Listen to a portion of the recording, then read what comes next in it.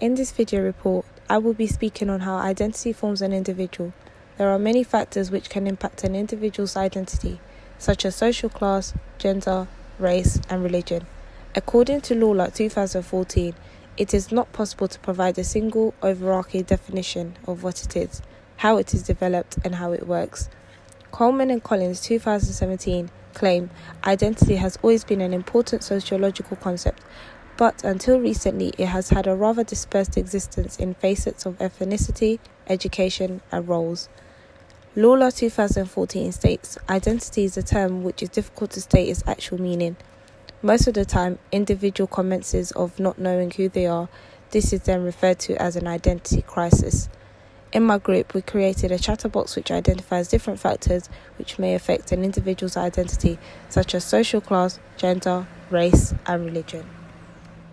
According to Ferguson 2015, when we first meet people, we often try to get an idea of who they are by asking questions that situate them in time and place, as well as in meaningful social categories. Ferguson suggests when meeting people, we situate them in other critical locations such as class, race, gender, and sexuality. These are embedded in all institutions which touch every aspect of our lives, which suggest other commonalities of experience and background.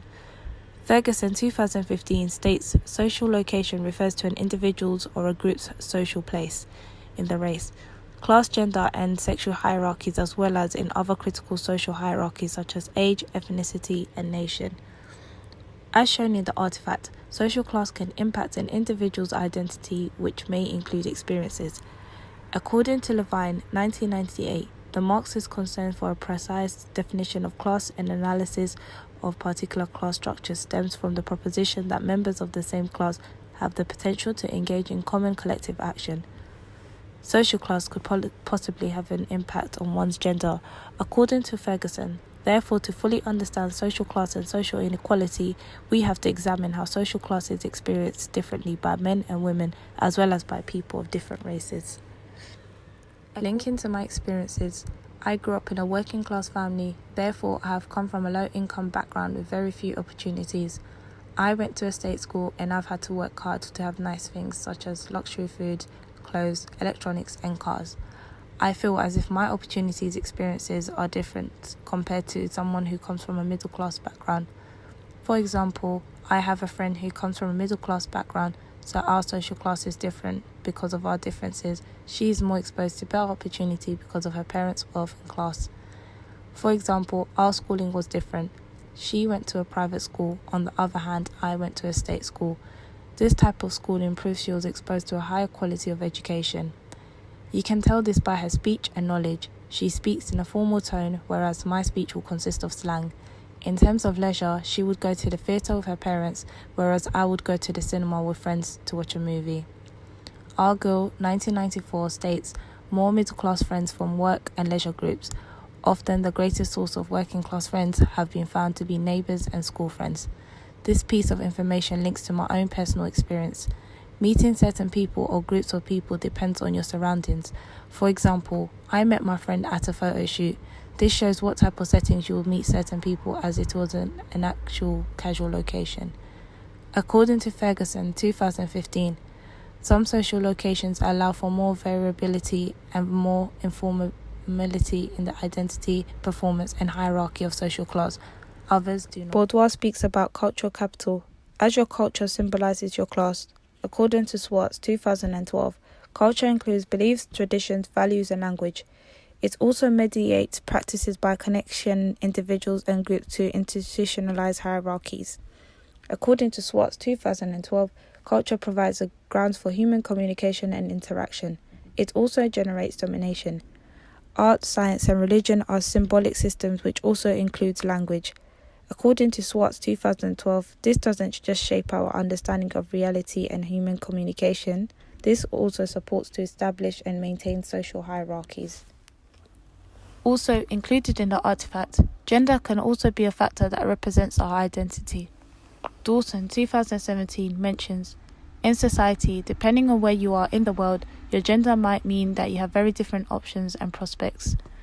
Dawson 2017 also claims, depending on your gender, it will influence how individuals view you and may make assumptions just because you're a man or woman.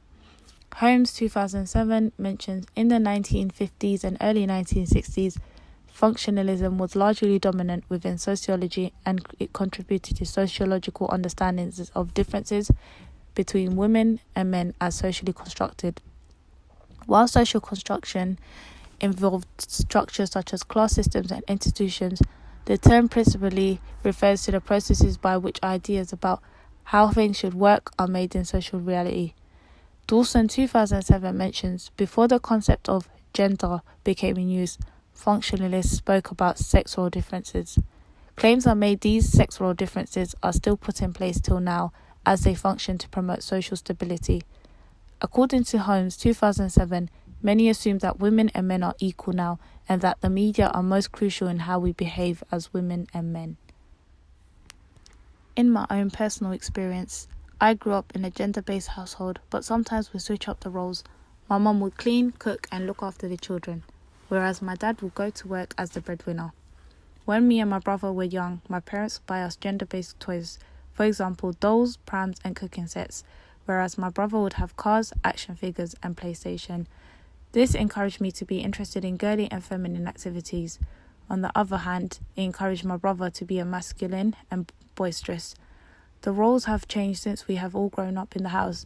My mother and father will share the cooking and cleaning roles, as well as my mum having her own business, which shows the man isn't the only source of income in the household.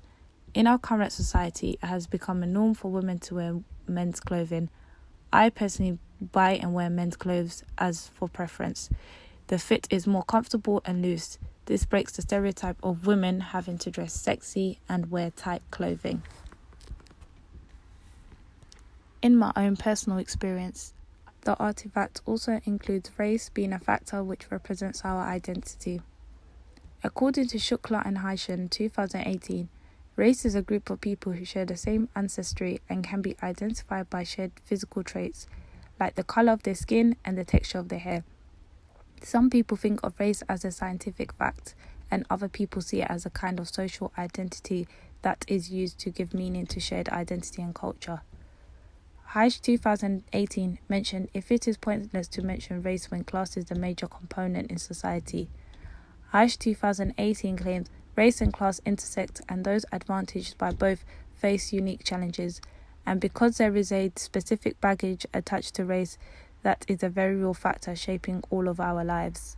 According to my own experiences, being a Black African, I feel as my race makes a difference to my identity. My morals and my experiences are different to someone who comes from a different race. Typically, coming from a Black African background, people assume I should look a particular way, meaning dark in skin tone, which isn't the case for me as I am light in my complexion. This will define my identity to others as light skin. My household hold different views and morals compared to what my friends' household views would be. For example, because I am African, I am expected to dress and behave in a certain way. It is also a requirement at my age I should be independent and know how to cook traditional dishes and clean the household where my parents have asked me to. Whereas my friend, who comes from an English household, it is not a requirement for her to cook and clean as it is on her own terms. Her parents are also less strict on how she dresses comparing to my parents, how they expect me to dress. When referring to my parents, I am expected to say mum or dad out of respect, whereas my friend is able to call her parents by their first names. This shows the race division. In the artifact, religion is included as it can be a factor of identity. Crawford 2002 indicates religion is what the individual does with his codes of behaviour. According to Crawford 2002, he indicates when asked about religion, people tend to point at the church, mosque or temple and assume people who go there have got religion. But this only draws people's attention to the place of worship but does not indicate what religion is. According to Crawford 2002, scholars seek to understand the effect of religion that has on society. According to Jensen 2014, in today's world, religion is still a domain of human thought and behaviour that attracts much attention across cultures, in the media and in politics. In my own personal experience, I believe religion plays a big part of my identity. I am a Muslim and I have to abide by the rules of the religion. It is a very clear visible part of me. as I wear the hijab. It is simply easy to spot what religion I come from. As a Muslim, I conform to different morals, beliefs and upbringing. I dress to impress, following the latest trends, but also in a modest way, meaning covering myself and not wearing tight clothing to show my body. It is important, as a Muslim lady, I need to represent my religion everywhere I go, meaning being kind to people, helping and respecting those who are elder to me, and not using foul language in public. This is important as I wear the hijab and I shouldn't disrespect it in any way. My family are quite understanding as a young lady living in this current century. I enjoy going out with friends, which includes parties, dinners, etc. I also have a mixture of friends which are female and male. It can sometimes be an issue if my parents knew I was speaking or hanging with males, as they are strict when it comes to boys. This plays a part in my religion, as males and females shouldn't free mix unless they are married or there is an elder man watching over the lady. So it is something which I may disobey, but this is part of my identity, as I like hanging out with females and males. It can be difficult for my friends which aren't Muslim to understand, by some things are forbidden to do, but they are able to understand as they know it is part of who I am. To conclude, all the factors which I have mentioned previously play a big part in an individual's identity, from social class, gender, race and religion. These set of factors can set out an individual's opportunities and experiences.